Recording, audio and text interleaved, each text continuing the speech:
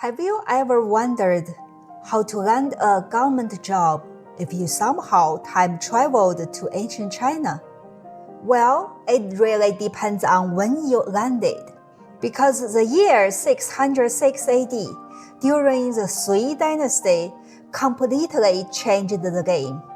Let's rewind a bit. Back in the early Han dynasty, we are talking before 202 BC. Becoming a government official wasn't exactly about talent. It was all about family. Your dad had land and a government position? Congrats, you were next in line. Just sit back and enjoy the title and the taxes. But when the Han emperors started focusing on strengthening their power, they scrapped this hereditary system. Instead, they tried something new. Local officials had to recommend capable, honorable people to the central court. Sometimes, they even held open recruitment to find a hidden talent. Sounds promising, right? Not so fast. Without any clear or fair standard, the system turned into a mess. Corruption was everywhere. Officials would just recommend their friends and family, even if they were completely unqualified. Like the old saying goes, it's not what you know, it's who you know. Fast forward to the Three Kingdoms period. During the reign of Cao Pi, that's 220 to 226 AD, he made a new system. Government-appointed officials would check people based on character and family background, ranking them into 9 grades. It was more organized at first, but from 226 to 420 AD, aristocratic families gained too much power. Evaluators began caring only about your last name, not your brain. If you were born into the right family, even if you had the IQ of a rock, you were ranked at the top.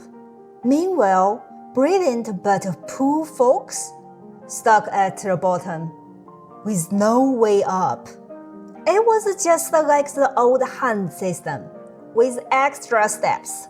Because only a few families controlled all the jobs, they made powerful alliances and slowly chipped away at the emperor's authority. You can imagine how happy the emperors were about that. Then came the Sui dynasty, and Emperor Wen said, enough. He scrapped all the old systems and introduced something new, exams. Real, writing, merit-based exams. And in 606 AD, Emperor Yang took it further. He launched the famous Jinshi exam, an early form of the imperial examination system. Now, anyone with talent, regardless of their background, could compete for a government job by writing persuasive political essays. The next year, boom, 10 exam categories. It was a revolution. But not everyone was happy. The powerful families were furious. Their grip on power was slipping. So they rebelled, toppled the Sui dynasty, and helped found the Tang dynasty. Now the Tang emperors weren't stupid. They saw what happened to the Sui, so at first, they played it safe. Half recommendations, half exams. Keep everyone happy. But once the dynasty stabilized, they started leaning more into the exam system. By 624 AD, they even added martial arts tests for warriors and held palace exams for the top candidates. Eventually, the old selection process faded away. And for the first time, anyone, even from the poorest families, had a real shot at becoming an official. From then on, the imperial exam system became the backbone of civil service in China. And it stayed that way for over 1,000 years and over 4 dynasties. So why did it last so long? First, it helped fund talented people to run the country.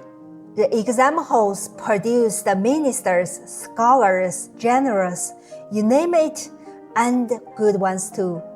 Second, it was fair. It wasn't perfect. You had to pay to take the exam, so the poorest families couldn't apply. But it was still way better than handing jobs to people just because of their bloodline. Even neighboring countries like Korea, Japan, and Vietnam copied the idea. And third, it changed how people saw education.